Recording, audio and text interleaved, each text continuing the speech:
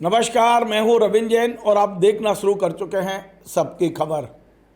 आज दैनिक भास्कर ने फिर से एक स्टिंग ऑपरेशन अपने डिजिटल प्लेटफॉर्म पर डाल दिया है।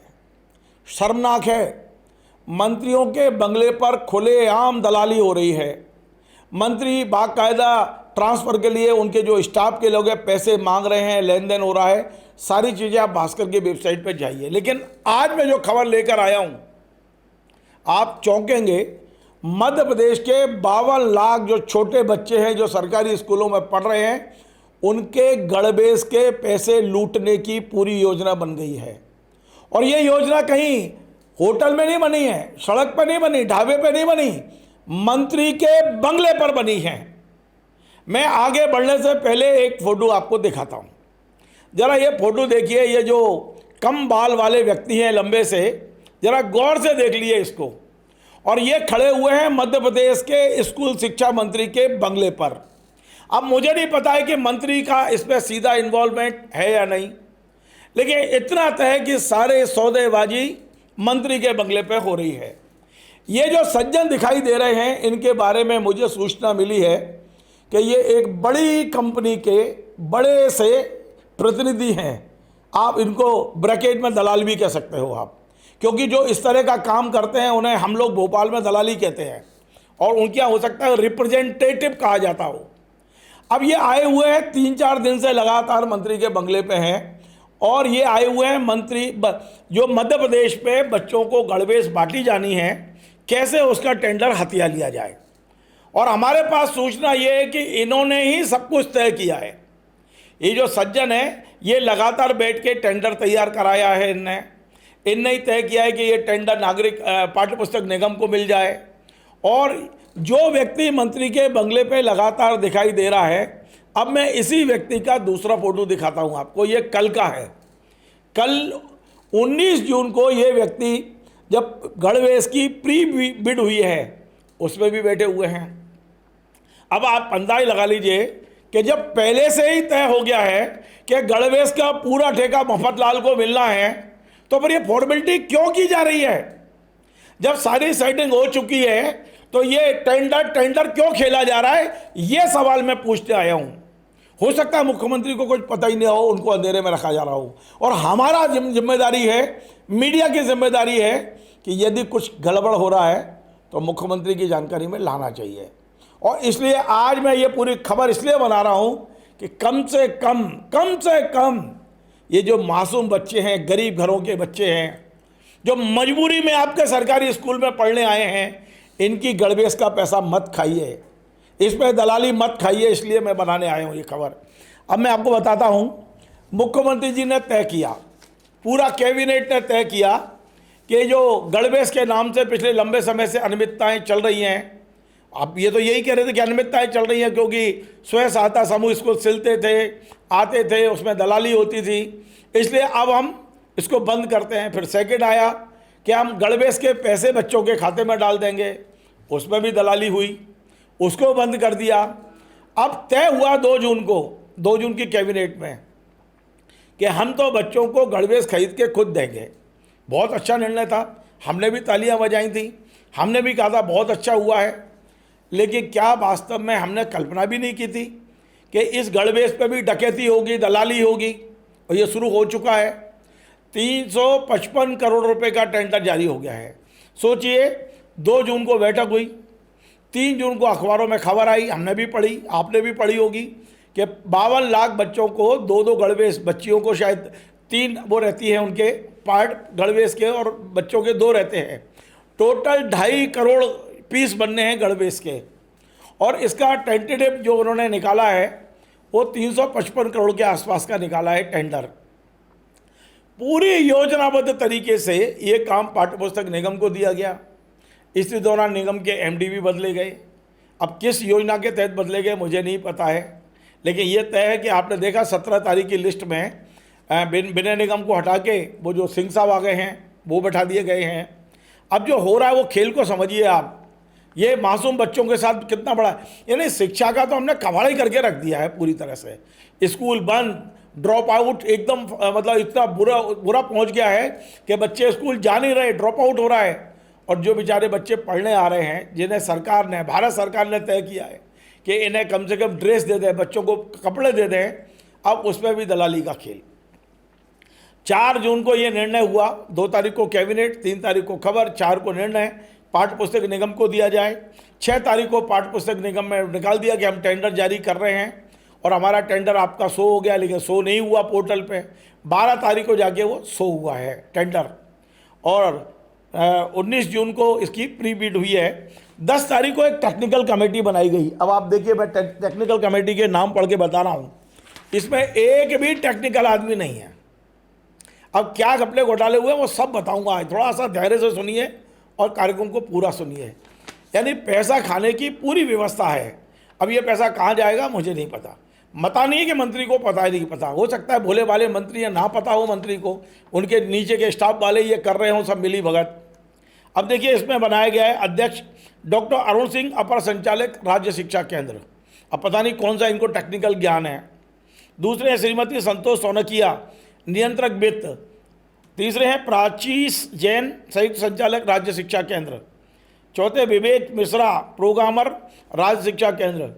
श्री सुमन कांत जैन, प्रोग्रामर राज्य शिक्षा केंद्र। संबंधित कक्ष के प्रभारी और आवश्यकता अनुसार आमंत्रित विशेष विशेषज्ञ। नाम नहीं है, जब आपको तय नहीं था नाम तो इतनी जल्दी क्या थी टेक्निकल ये बनाने की, नाम बाद में तय होंगे। इसमें 7 नंबर पहले पे लिख दिया, हमें ज़रूरत होगी तो हम ले लेंगे लोगों को। और 8वें जयकुमार सोनकर, लेखा अधिकारी राज्य शिक्षा केंद्र। ये टेक्निकल कमेटी बनी है जिसमें एक भी टेक्निकल आदमी नहीं है। अब टेंडर निकला है, उसकी देखिए आप क्या जो मजाक हुआ है टेंडर में वो बताता हूँ मैं आपको। इसमें ये जो एक व्यक्ति का मैंने फोटो दिखाया था, कमलेश जी नाम बताया, मुझे नहीं पता, मैं जानता भी नहीं हूँ। मेरे सूत्रों ने मुझे लाके खबर दी है कि कमलेश जी तय कर रहे हैं कि टेंडर की शर्तें क्या होंगी वहाँ बैठ के।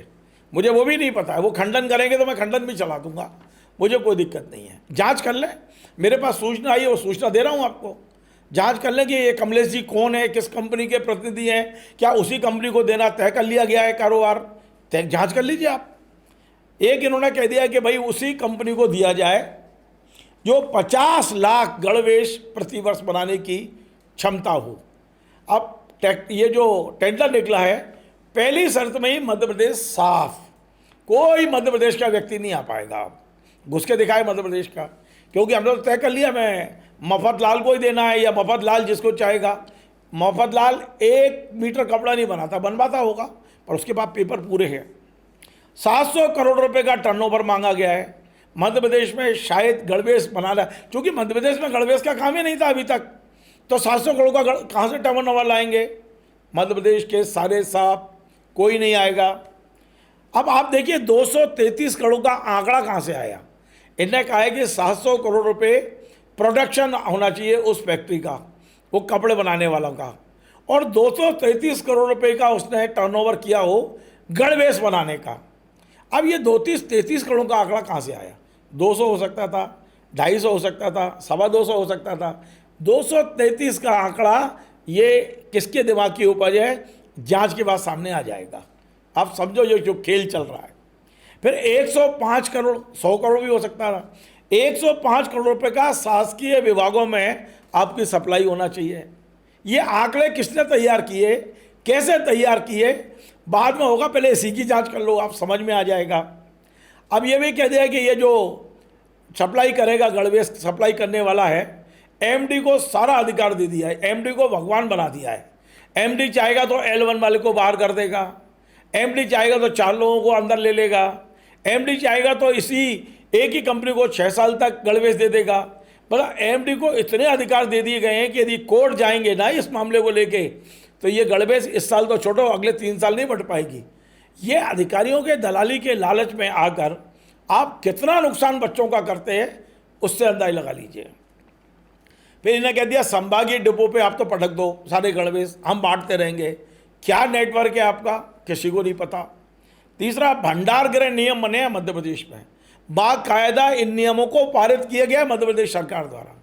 और ये नियम इसलिए बनाए गए हैं कि मध्य प्रदेश के एमएसएमई जो है, हमारा एक सेक्टर है, बड़ा सेक्टर, जहाँ छोटे मझले जो व्यवसायी हैं उनको कुछ लाभ मिले, वो आगे आए। तो इसमें ये तय किया गया है भंडार गृह नियमों में कि 25% खरीदी उन लोगों से करिए जो एमएसएमई हैं, और उसके अलावा ये कहा गया है कि कम से कम एसटी एससी को भी काम मिल जाए 4%, 30% वुमेन्स को भी काम मिल जाए। ये नियम मैंने नहीं बनाए हैं, आपकी सरकार ने बनाए हैं, और इस टेंडर में इन नियमों की धज्जियां उड़ा दी गई हैं। कोई ध्यान ही नहीं रखा गया एमएसएमई का, ध्यान ही नहीं रखा वुमेन्स का, आपने ध्यान ही नहीं रखा एसटी एससी का, तमाशा बना दिया आप लोगों ने। ठीक है, इस नियम में मैंने पढ़ा है, उनने प्राथमिकता देने की बात की है, आप दीजिए ना प्राथमिकता, पर आपने टेंडर ऐसा बना दिया है कि पूरा काम ले उड़ेगा बाहर का आदमी, मध्य प्रदेश के। ऐसा क्या है कि बाहर का आदमी को देना है? मध्य प्रदेश में जो लोग गणवेश का पहले से काम कर रहे हैं, छोटे छोटे लोग कर रहे हैं, आपने उन्हें क्यों नहीं प्रोत्साहित किया? आज मेरा सवाल है, और ये सवाल इसलिए उठा रहा हूँ, ये पहली किस्त नहीं है, ध्यान रखना, ये अंतिम खबर नहीं है। हम लड़ेंगे, इस खबर को लगातार चलाएंगे। आपको हम बच्चों की गणवेश से चोरी नहीं करने देंगे, और मैं तो नहीं, मेरे अंदर क्षमता उतनी नहीं है, लेकिन ऐसे लोग हैं मध्य प्रदेश में जिन्हें कागज़ मिलेंगे तो वो कोर्ट का दरवाज़ा भी खटखटाएंगे, और कागज़ मैंने निकाल लिए हैं। अब मैं आपको बताता हूँ कुछ और चीज़ें जो आप चौंकेंगे सुनेंगे तो। टेंडर इतनी जल्दबाजी में बनाया गया है और इतनी विसंगतियाँ हैं कि आपने लिखा है कि हमें ये सामान चाहिए गणवेश, और फोटो किसी और चीज़ का लगा दिया है आपने, तो कितना कन्फ्यूजन है। ये जो कल बिड हुई है, प्री बिड, उसमें तमाम सारे लोगों ने टेंडर की विसंगतियों पे ये चिट्ठियां दी हैं। कल कॉपी मेरे हाथ में है, देख लीजिए आप। उन्होंने कहा कि आपका टेंडर ही दोषपूर्ण है, आप लिख कुछ रहे हो, फोटो किसी और चीज़ का लगा रहे हो। इतनी जल्दीबाजी क्या थी?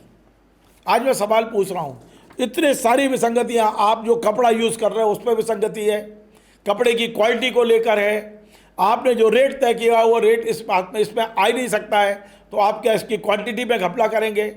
बहुत सारी चीज़ें ये लिख के दिया हुआ है, तमाम सारी बिड जो वो हुई है उन लोगों ने लिख के दिया है। मेरे पास टेंडर की कॉपी है, ये रखी हुई है, और मेरे पास भंडार क्रय नियम जो है, जो मध्य प्रदेश सरकार ने बनाए, उसकी कॉपी है। 23.1 जो नियम है उसका खंड का 3, 4, 5 साफ लिखा हुआ है कि इसमें आपको जो भी खरीदी करेंगे सरकारी, उसमें आपको 25% एमएसएमई का हिस्सा रखना पड़ेगा। क्यों नहीं रखा गया है टेंडर में, मैं सवाल पूछ सकता हूँ।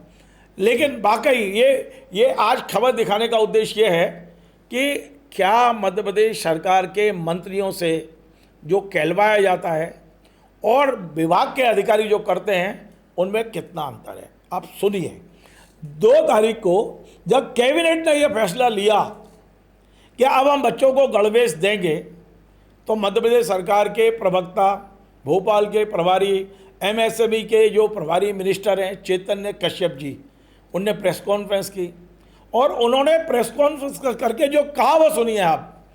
उन्होंने कहा कि गणवेश में हम मध्य प्रदेश के निर्माताओं को प्रोत्साहन देंगे, एमएसएमई को हम प्रोजेक्ट करेंगे। देखिए आप सुनिए, ये मैं नहीं बोल रहा हूँ, मध्य प्रदेश सरकार का एक जिम्मेदार मंत्री बोल रहा है। पहले ये सुनिए, फिर बताता हूँ कि इस मंत्री से क्यों झूठ बुलवाया गया। सुनिए आप। कि बच्चे गांव-गांव में सुदूर छोटे-छोटे से हमारे आदिवासी अंचल और मध्य प्रदेश की भौगोलिक संरचना को देखते हुए उस तरीके का कपड़ा मिलना, ड्रेस का वो सिलाई के लिए बराबर व्यवस्था होना इतना व्यवस्थित नहीं हो पा रहा था। तो इस बार ये निर्णय लिया गया है कि 1ली से 8वीं तक के सारे बच्चों के लिए ड्रेस सिलवा करके दी जाएगी और उसमें टेंडर लगाए जाएंगे। और महत्वपूर्ण निर्णय ये लिया कि उसमें मध्य प्रदेश के उद्योगों के द्वारा जो गारमेंट इंडस्ट्री हमारी है उन लोगों से चर्चा भी हुई है और उन्हीं के टेंडर करके और इसका ड्रेस को अलग अलग साइजेस जो रहती है सारा उसका वर्गीकरण कर लिया गया है। और ये ड्रेस अब की बार सिली हुई ड्रेस अब इस वर्ष उपलब्ध करवाई जाएगी। आपने सुना चैतन्य कश्यप जी का सुनवा दिया है मैंने आपको।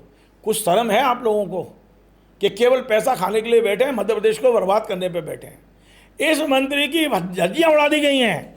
ये जो टेंडर है, ये जो टेक्निकल ये रखा हुआ है मेरे पास, एक एक कागज रख के बैठा हूँ। एमएसएमई का कोई स्थान नहीं, मध्य प्रदेश के निर्माताओं को कोई प्रोत्साहन नहीं, सिर्फ और सिर्फ बाहर की 3 कंपनियों में कंपटीशन होना है। मेरे पास सारी चीज़ है, जो यहाँ दलाल बैठे हुए हैं वो कर रहे हैं सारी चीज़ें। मफतलाल है, बांसवाड़ा सिल्क है, और एक और ऐसे 2-3 बड़ी कंपनियां हैं जो कंपटीशन करेंगी। और ये पूरा 355 करोड़ रुपए का टेंडर एक तरफ चला जाएगा। हम हैं जो खबरें बनाते हैं, लोगों को जगाने का काम करते हैं, हमने अपनी सारी बात कह दी है।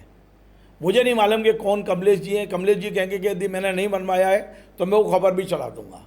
मेरे व्यक्तिगत दुश्मनी किसी से नहीं है।